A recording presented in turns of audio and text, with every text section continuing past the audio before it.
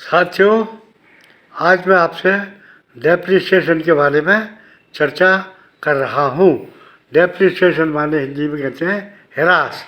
ह्रास का माने ये है, ये स्थायी संपत्तियों पर लगाया जाता है। जैसे आपने कोई मशीन खरीदी हो तो मशीन जैसे जैसे काम में आएगी वैसे वैसे उसमें ह्रास होता जाएगा, अर्थात उसकी कीमत कम होती चली जाएगी। तो इसके लिए अकाउंट्स में हम डेप्रिसिएशन अकाउंट बनाते हैं और हर साल डेप्रिसिएशन हम चार्ज करते हैं, जो कि एक तरह का एक खर्चा माना जाता है। सवाल ये पैदा होता है, डेप्रिसिएशन लगाने के कितने तरीके हैं। डेप्रिसिएशन लगाने के कई तरीके होते हैं। एक तरीका है फिक्स सिस्टम। फिक्स सिस्टम का माने ये है कि जो मशीन आपने खरीदी है उस मशीन पर एक निश्चित धनराशि के रूप में हर साल आप डेप्रिसिएशन के रूप में काटते चले जाएं, तो उसको हम फिक्स फिड्यूशरी सिस्टम कहा करते हैं। दूसरा होता है डिमिनिशिंग मेथड। डिमिनिशिंग मेथड में क्या होता है कि जो डेप्रिसिएशन का अमाउंट होता है वो डेप्रिसिएशन के अमाउंट को हम कीमत में से कम कर देते हैं और कीमत में कम करने के बाद उसकी जो वैल्यू बचती है उसको बोलते हैं रिटन डाउन वैल्यू। फिर रिटन डाउन वैल्यू पर हम दिए हुए दर से डेप्रिसिएशन लगाएं तो इससे हर साल डेप्रिसिएशन कम होता चला जाएगा और इसको हम डिमिनिशिंग मेथड कहा करते हैं। मान लीजिए आपने 10 लाख की एक मशीन खरीदी, उस पर 10% डेप्रिसिएशन लगाया तो 10% हुआ 1 लाख रुपया। अब 10 लाख पे पहली साल आपने 1 लाख रुपये लगाया तो वो घट कर रह गया अगली साल 9 लाख रुपये। अब अगली साल जब आप डेप्रिसिएशन लगाएंगे तो 9 लाख पर 10% लगाएंगे, अर्थात वो 9 लाख पर 90,000 रुपये हुआ और 90,000 रुपये जब आप घटाएंगे 9 लाख में से तो 8,10,000 रुपये बचेगा। तो तीसरे साल आप जो डेप्रिसिएशन लगाएंगे वो 8,10,000 पर 10% से अर्थात 81,000 डेप्रिसिएशन लगेगा।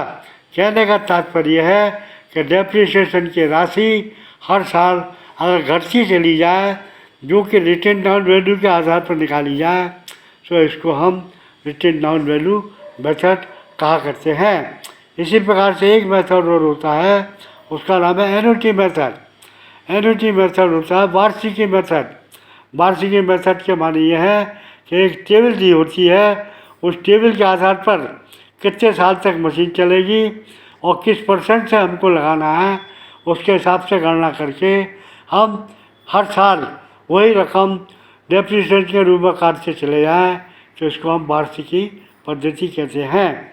इसी प्रकार से एक मेथड होता है सिंकिंग फंड मेथड।